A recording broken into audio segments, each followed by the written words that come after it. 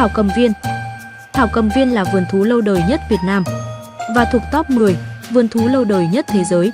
Thảo Cầm Viên Sài Gòn, còn gọi là Sở Thú, được người Pháp xây dựng từ năm 1864 với tên gọi ban đầu là Vườn Bách Thảo. Thảo Cầm Viên nằm giữa trung tâm Sài Gòn với địa chỉ cổng thứ nhất là số 1, đường Nguyễn Thị Minh Khai, phường Bến Nghé, quận 1, thành phố Hồ Chí Minh và địa chỉ cổng thứ hai là số 2, đường Nguyễn Bỉnh Khiêm, phường Bến Nghé, quận 1, thành phố Hồ Chí Minh. Cho đến nay, Thảo Cầm Viên Sài Gòn đang nuôi dưỡng hơn 1.300 động vật thuộc 125 loài, trong đó có nhiều loại thuộc loại quý hiếm như trí sao, trà vá, vượn má vàng, hươu vàng, báo lửa. Vâng, Thảo Cầm Viên được mở cửa từ 7 giờ đến 18 giờ 30 phút hàng ngày. Nhưng một số khu vực như bảo tàng, nhà bướm, vân sẽ đóng cửa khoảng 16 giờ. Về dịch vụ ở Thảo Cầm Viên, vé người lớn là 60.000 Việt Nam đồng, vé trẻ em có chiều cao từ 1m đến 1.3m là 40.000 Việt Nam đồng, vé trẻ em có chiều cao dưới 1m là miễn phí. Các trò chơi ở Thảo Cầm Viên dao động từ 10.000 đến 40.000 Việt Nam đồng. Khi vào cổng các bạn nên lấy bản đồ để khai thác tối đa các trò chơi và cũng như khu vực yêu thích. Đầu tiên mình sẽ đi tham quan khu vực các chú voi nhé các bạn. Ở trên cạn thì voi là động vật mạnh nhất, không có loài nào trên cạn địch nổi với các chú voi khi trưởng thành và solo 1 với 1. Phần lớn một chúa tể Sơn Lâm hay còn gọi là sư tử, thấy một chú voi rừng trưởng thành là chạy mất hồn. Sư tử mà gặp voi phải nói câu: cứu tôi trời ơi, chết tôi trời ơi.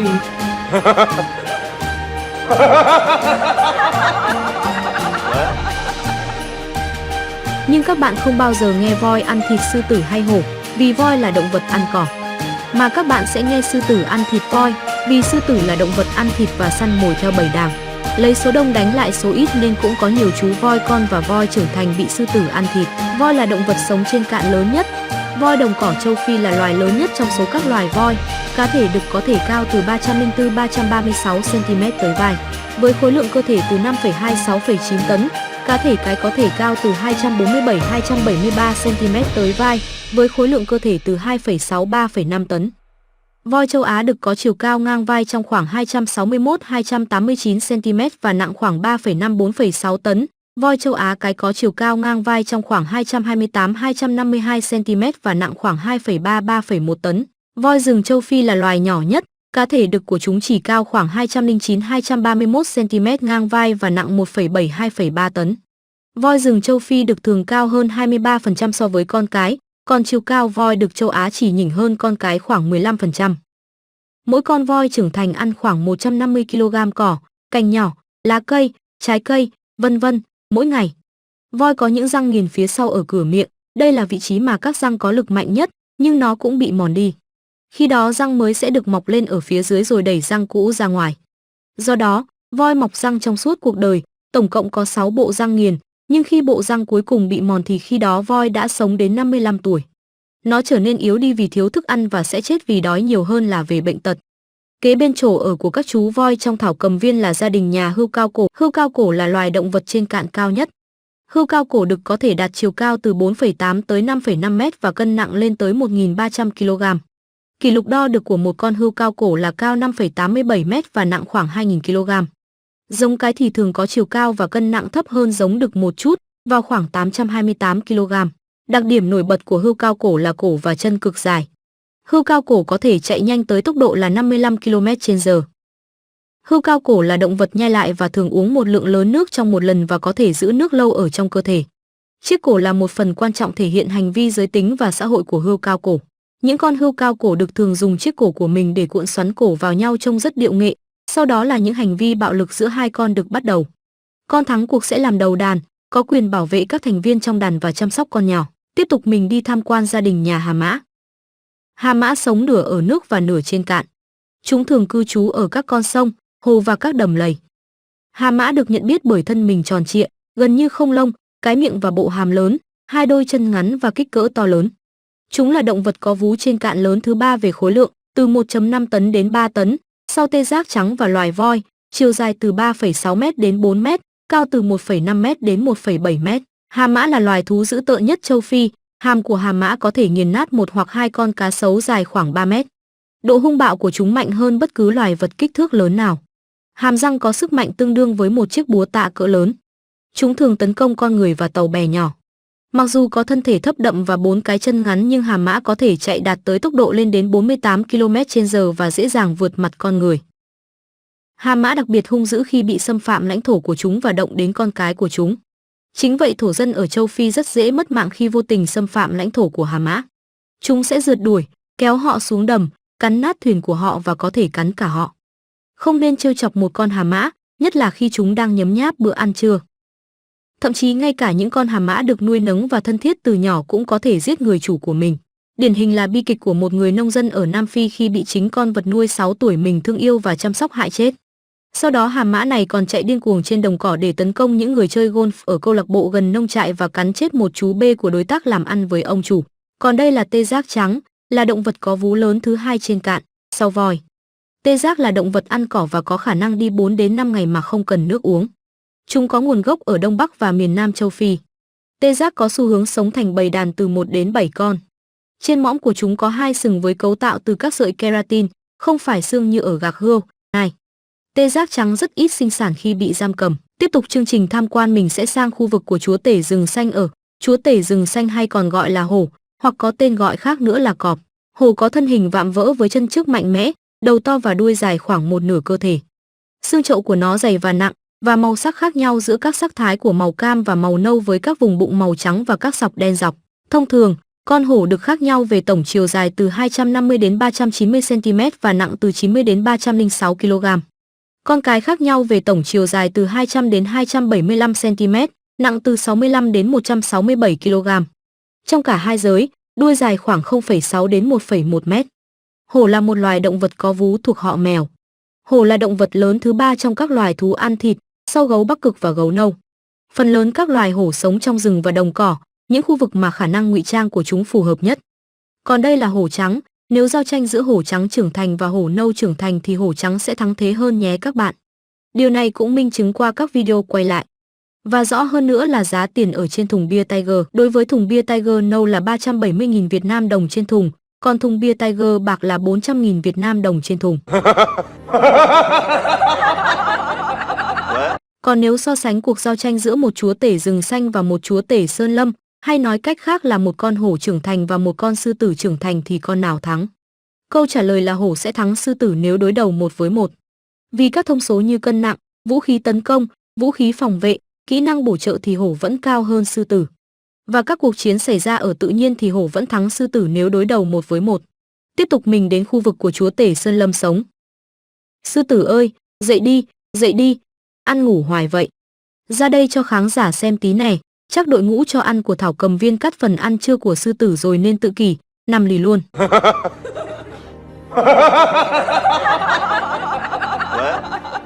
Đây là chú gấu dễ thương, nhưng thương không dễ, nhảy vào chuồng gấu này là biết ngay.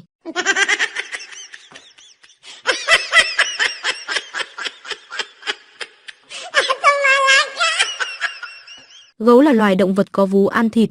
Đặc điểm chung của những loài gấu là cơ thể to lớn với đôi chân thon dài, mõm dài, tai tròn nhỏ, móng chân có 5 móng vuốt không rút lại được, và đuôi ngắn.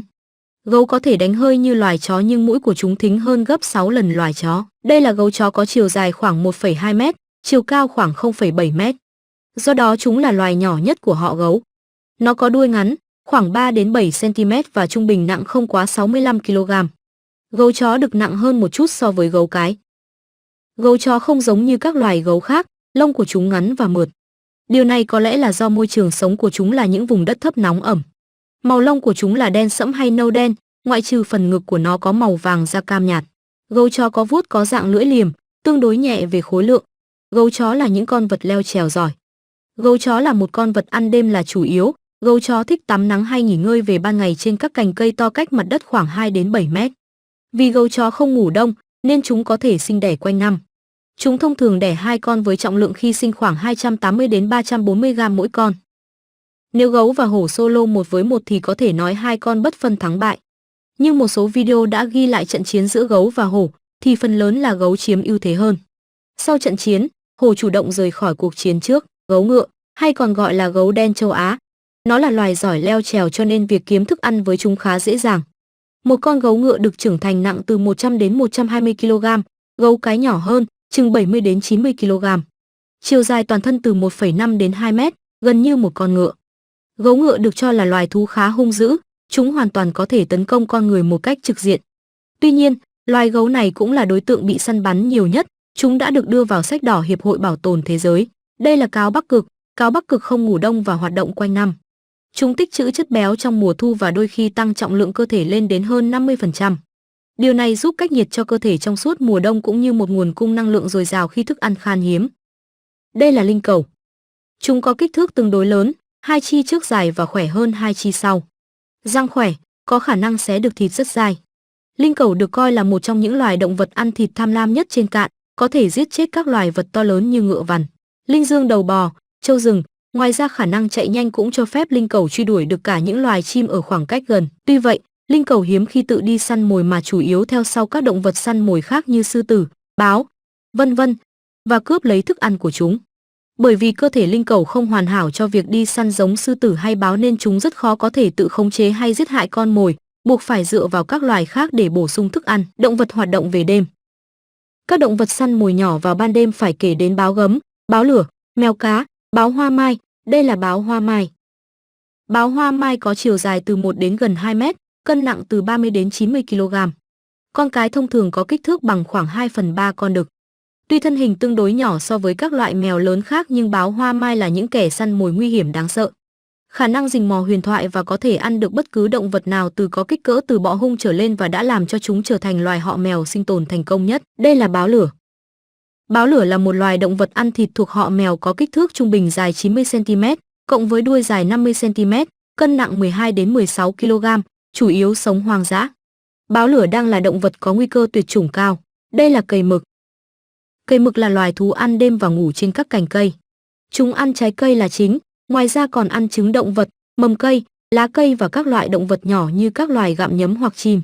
Nạn phá rừng đã làm giảm đáng kể số lượng cầy mực.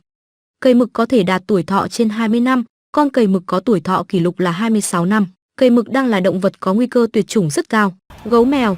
Gấu mèo hoạt động về đêm, chúng chủ yếu ăn thịt, với một chế độ ăn bao gồm khoảng 40% động vật không xương sống, 33% là thức ăn thực vật và 27% là động vật có xương sống. Bộ lông có màu xám.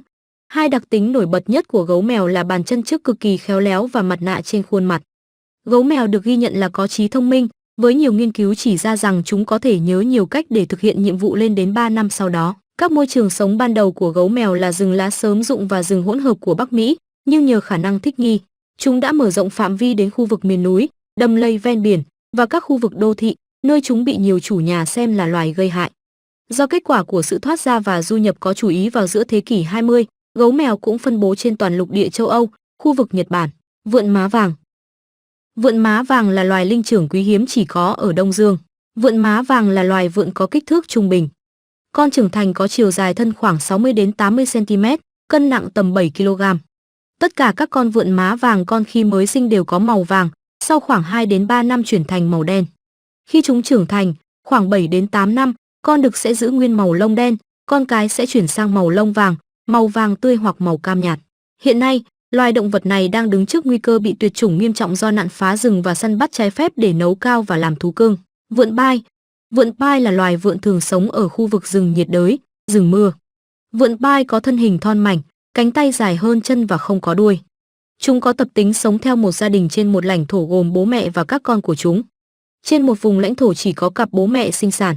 Tất cả các thành viên khác là con của chúng sẽ chỉ sinh sản khi đủ tuổi và rời vùng lãnh thổ của bố mẹ đi lập nghiệp nơi khác cùng bạn đời mà chúng kiếm được. Tiếng hú mỗi mờ sáng của đàn vượn như một bản hợp ca của dàn giao hưởng có thể vang xa vài km để tuyên bố chủ quyền lãnh thổ cũng như tăng sự gắn kết trong đàn. Vọc bạc. Vọc bạc có màu đen trên bàn tay, bàn chân và phần trên cơ thể của nó, sau đó chuyển dần sang màu xám nhạt hơn ở phần dưới. Chúng có đuôi dài màu xám và lông trắng trên khuôn mặt tròn. Chế độ ăn của vọc bạc là lá, chúng ăn cả lá, chồi và quả. Chế độ ăn này cần một thời gian nghỉ ngơi, vào lúc đó chúng có thể trải qua quá trình nhai lại. Những loài săn loài vọc, bao gồm cả vọc bạc, báo hoa mai, hổ, chó săn và rắn lớn. Tinh tinh. Tinh tinh trưởng thành có thể cân nặng 40 đến 65 kg và cao 1,3 đến 1,6 m khi đứng thẳng. Thời gian mang thai kéo dài 8 tháng. Tinh tinh sống phổ biến ở các nhóm có từ 15 đến 150 thành viên, mặc dù các cá thể đi và kiếm thức ăn thành nhóm nhỏ hơn nhiều trong ngày. Tinh tinh được liệt kê trong sách đỏ, loài nguy cấp. Vọc trà vá chân nâu. Vọc trà vá chân nâu hay còn gọi là vọc trà vá chân đỏ thuộc họ khỉ cựu thế giới. Trà vá chân nâu là loài có màu sắc rực rỡ nhất trong các loài linh trưởng. Chúng được biết mệnh danh là nữ hoàng linh trưởng bởi vẻ ngoài xinh đẹp và độc đáo. Từ đầu gối đến mắt cá chân của trà vá chân nâu giống như đôi tất dài màu nâu đỏ, cẳng tay trước của chúng như được phủ một lớp găng tay trắng, bàn tay và đôi chân lại có màu đen. Trà vá chân nâu trưởng thành có trọng lượng cơ thể trung bình ở con đực khoảng 11 kg và con cái tương ứng 8 kg. Kích thước thân trung bình khoảng 61 cm ở con đực và 55 cm ở con cái. Giống các loài khác thuộc họ khỉ cựu thế giới, đuôi của chúng không dùng để cầm nắm. Đuôi chỉ được sử dụng cho một mục đích duy nhất là cân bằng. Chúng dùng tay và chân để di chuyển trong rừng. Tiếp tục mình sẽ đến khu vực hươu vàng. Sư tử mà thấy mấy con hươu vàng này thì một số con hươu vàng có vằn đen lưng trải dài từ đầu cho tới đằng sau cổ và dọc theo xương sống. Vào mùa hè, thường xuất hiện những hàng chấm nhạt màu dọc theo vằn lưng từ vai cho tới mông. Đuôi của hươu vàng khá ngắn và có màu nâu. Một con hươu vàng đực trưởng thành có cân nặng xấp xỉ 50 kg, hươu cái bé hơn, khoảng 30 kg. Bộ lông của hươu vàng khá dày, thường có màu nâu tối vào mùa đông, trừ phần dưới của cơ thể và chân thì có màu sáng hơn. Vào cuối mùa xuân, lông của chúng đổi sang màu đỏ nâu đậm. Vị trí này có hai con hươu đang đánh nhau căng thẳng và kịch tính này các bạn. Cảnh này mà thả con hổ hay sư tử vào là giải tán ngay, chạy mất hồn hết. Linh dương Đông Phi. Con linh dương Đông Phi đực có trọng lượng từ 400 đến 1000 kg, so với con cái từ 300 đến 600 kg, lông màu vàng đồng nhất, có vài sọc trắng trên lưng. Thức ăn của nó là cỏ, lá cây, quả. Còn đây là linh dương đầu bò, cái đầu nó rất giống con bò, thân hình mà đen. Bây giờ mình sang khu bò sát, xem có gì hay không nhé các bạn. Khu bò sát. Loài chăn đất có kích thước lớn nhất trong tất cả các loài chăn đã được phát hiện ở Việt Nam với chiều dài trung bình từ 4 đến 6 mét, dài nhất là 8 mét, trọng lượng hơn 100 kg. Chăn đất có đặc điểm nhận dạng là phần đầu màu nâu xám, dài và nhỏ. Mặt trên đầu có hoa văn họa tiết hình mũi mác với mũi nhọn kéo dài từ cổ hướng về phía đầu mõm. Mặt trên lưng có màu xám hoặc vàng nhạt xen kẽ những đốm đỏ viền đen. Đây là dòng Nam Mỹ xanh, con này các bợm nhậu rất thích, dùng để ngâm rượu rồi ực ực.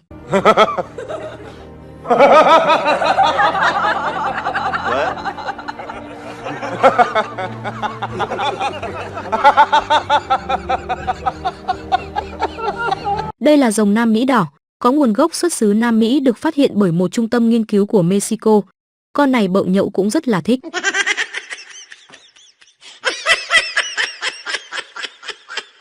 Kỳ đà nước. Kỳ đà nước có cơ thể được che phủ bởi lớp vảy màu xám nâu.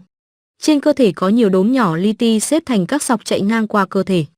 Cơ thể dài tới 2,5 mét, cá thể cái có cơ thể nhỏ hơn. Đầu chúng thuôn dài, cổ dài, mõm dài và hơi dẹp, có hai lỗ mũi hình bầu dục ở vị trí gần mõm hơn là gần mắt. Lưỡi dài mảnh, đầu lưỡi trẻ đôi, lưỡi luôn luôn thò ra thụt vào qua khe miệng như lưỡi rắn. Tập tính sinh hoạt kỳ đà nước là vào ban đêm mới mò đi kiếm ăn, còn ngày thì ngủ lấy lại sức. Bắt đầu hoạt động vào buổi chiều cho tới hoàng hôn, chúng leo trèo cũng giỏi. Đây là rùa cổ ngắn mặt đỏ. Nhìn rất là xinh luôn các bạn ơi, rùa cổ ngắn mặt đỏ được ưa chuộng làm thú cưng. Rắn hổ mang chúa. Rắn hổ mang chúa hay còn gọi là rắn hổ mang vua, là loài rắn độc dài nhất thế giới. Rắn hổ mang chúa được đánh giá là loài nguy hiểm và đáng sợ trong phạm vi sinh sống của chúng, mặc dù loài rắn này không chủ động tấn công con người. Rắn hổ mang chúa lột da. Chu kỳ lột da của rắn hổ mang chúa trưởng thành khoảng 4 đến 6 lần trong năm, còn rắn con lột da mỗi tháng 1 lần. Dấu hiệu đầu tiên báo hiệu rắn chuẩn bị bước vào thời kỳ lột da là đôi mắt. Đôi mắt không còn trong suốt mà biến thành màu sữa đục. Đến khi đôi mắt trong trở lại là rắn bắt đầu lột xác. Rắn chà sát cơ thể mình vào bề mặt, góc cạnh thô ráp. Chúng cần khoảng 10 ngày để lột bỏ hết lớp da cũ. Ngay sau khi lột bỏ lớp da cũ, lớp da mới còn non yếu sẽ xuất hiện. Cá sấu nước ngọt. Cá sấu nước ngọt trong điều kiện tự nhiên chúng thích sống ở các vùng nước chảy chậm như đầm, sông và hồ. Phần lớn cá sấu trưởng thành không dài quá 3 mét. Theo quan sát, số lượng trứng được đẻ ra dao động từ 11 đến 26 trứng. Con non xuất hiện sau 70 đến 80 ngày ấp vào mùa mưa. Chúng thường ăn các loài động vật không xương sống, ếch, bò sát, chim và động vật có vú, bao gồm cả xác thịt. Những con cá sấu này các bạn đang xem là nó nằm riêng biệt ở khu vực cá sấu trong thảo cầm viên, nó khác ở khu bò sát nha các bạn. Các bạn hầu như không thấy nó cử động, nhưng các bạn đưa tay vào cái miệng của nó là mất luôn cánh tay á nha.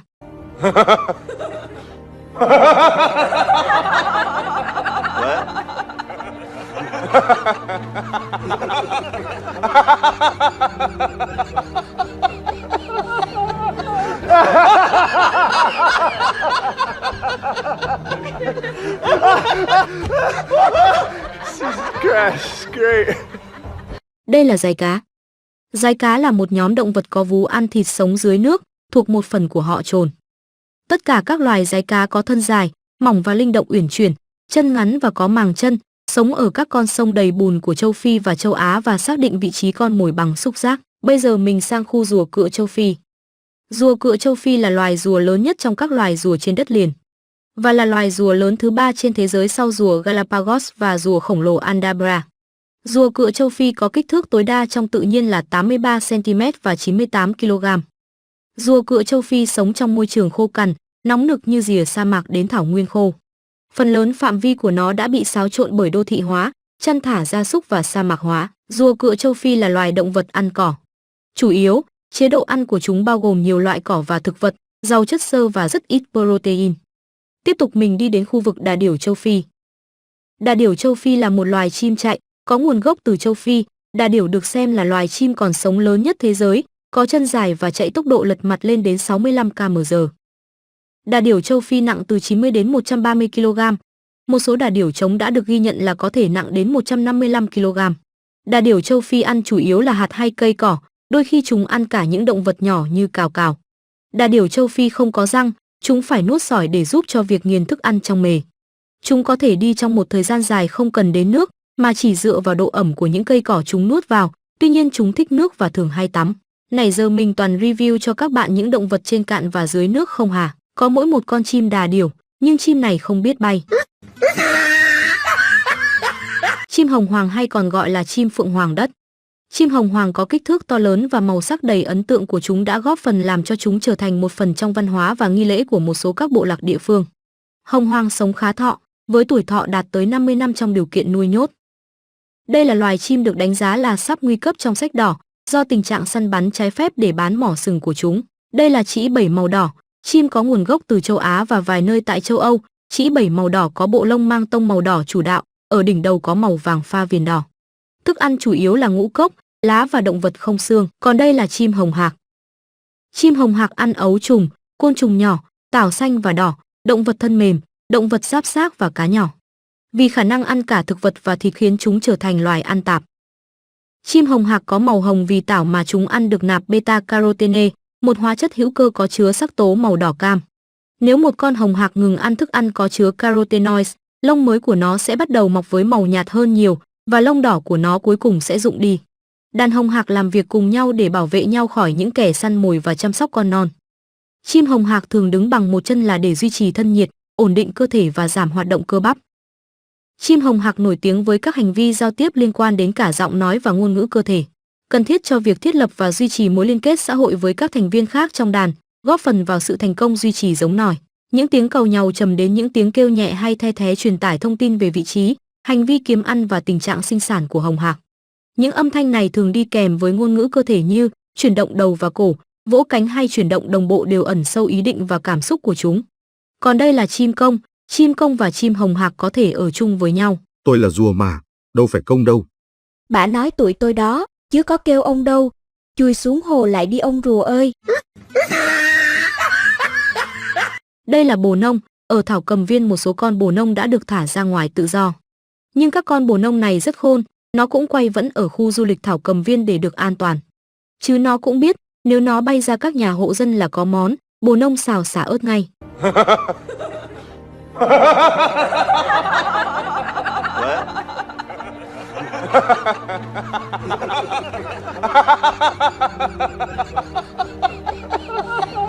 Tiếp tục mình đi đến tham quan một di tích nổi tiếng không thể bỏ qua ở Thảo Cầm Viên, đó là quán Nhan Hương.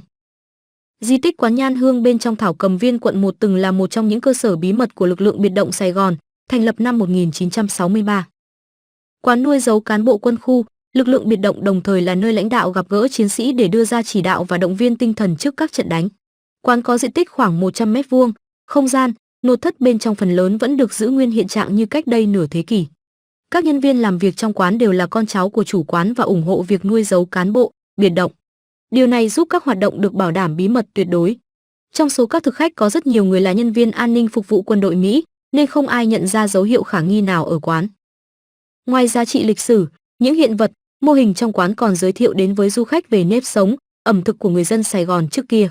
Suốt thời gian dài tồn tại ngay trong lòng địch từ năm 1963 đến 1975, hàng ngày, khách đến quán Nhan Hương có nhiều sĩ quan Mỹ và nhân viên an ninh phục vụ cho chính quyền Việt Nam Cộng Hòa.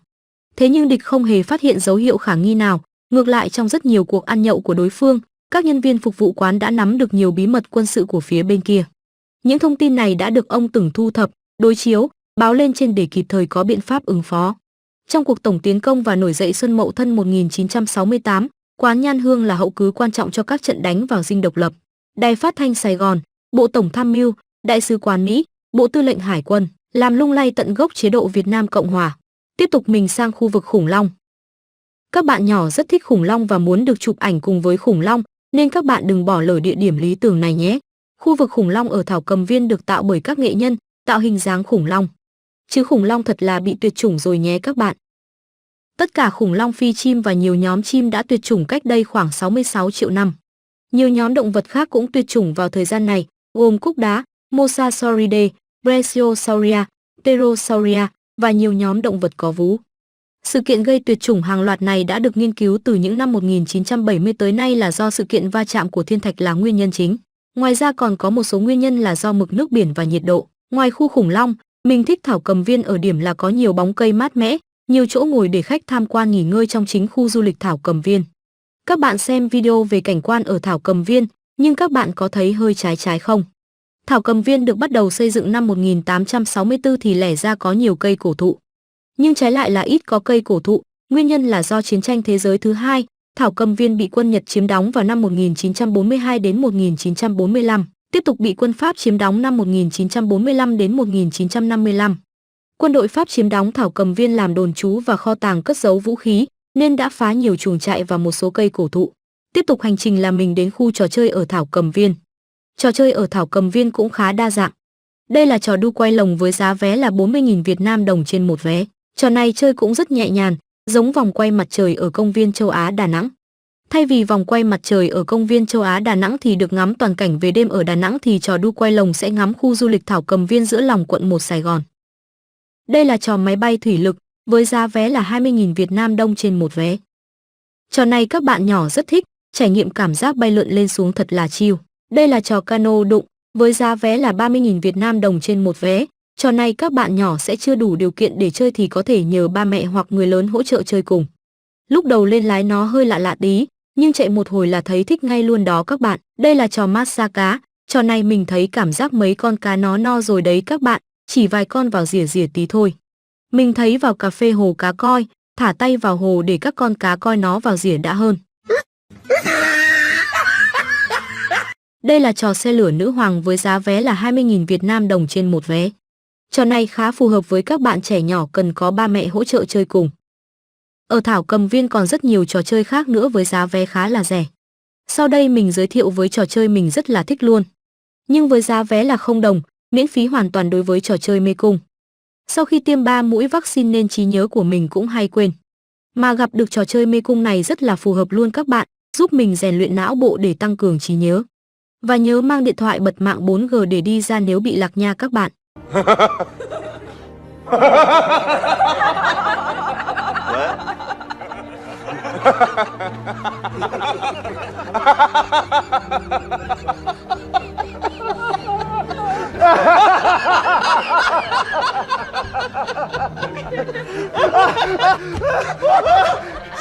Gosh, great. Trò mê cung này còn giúp chúng ta vận động cơ bắp toàn thân trong lúc đi bộ tìm lối ra. Trò mê cung này, các bạn có thể thi với nhau canh giờ ai là người có thời gian ngắn nhất khi hoàn thành chinh phục lối vào và ra của mê cung. Đây là cổng vào ra thứ hai của trò chơi mê cung nha các bạn. Ngoài trò chơi mê cung ra, Thảo Cầm Viên cũng có một số trò chơi miễn phí như xích đu, lắc ngựa, tắm hồ bơi. Mình đi rất nhiều điểm du lịch ở Việt Nam. Nhưng mình thấy Thảo Cầm Viên là điểm du lịch thích nhất bởi sở thú rất đa dạng, giá vé lại rẻ, nhiều hoạt động trò chơi được miễn phí và hơn nữa là Thảo Cầm Viên mang tính chất về di tích lịch sử. Ngoài ra, Thảo Cầm Viên còn có chương trình văn nghệ được biểu diễn miễn phí, bắt đầu vào lúc 10 giờ 30 phút, chủ nhật hàng tuần. quên chuẩn bị hết hồn nha. Đâu? Ủa sao tất cả có thu cái chân trời, không thấy chân trời? Trời ơi, mà chị Bảy mới nhìn kìa. Ê, đừng xỉu cho con. Wow, tôi sợ mà xỉu tôi không dám làm hết ra. Trời ơi, tặng cho con được không? Đó, cho con. Đây rồi 2.000. Tiếp tục chương trình mình sẽ đi đến khu vực sưu tập hoa kiểng. Khu vực này rất thích hợp cho các bạn yêu thích các loài hoa lan. Theo phong thủy của người phương Đông thì tốt nhất nên chọn những loại hoa mềm mại, đa dạng màu sắc, cây lá xanh tươi sẽ mang lại tài lộc. Hoa lan quân tử đã đáp ứng được những tiêu chí đó. Đồng thời những màu sắc của hoa lan tạo nên sự tích cực, rạng ngời sắc thái của một anh hùng mạnh mẽ. Mình xin kết thúc video tại đây. Cảm ơn các bạn đã xem video của mình. Bạn nào mà yêu thích mình thì hãy cho mình một like và một đăng ký kênh. Cảm ơn các bạn rất nhiều. Xin chào và hẹn gặp lại các bạn trong các video sau.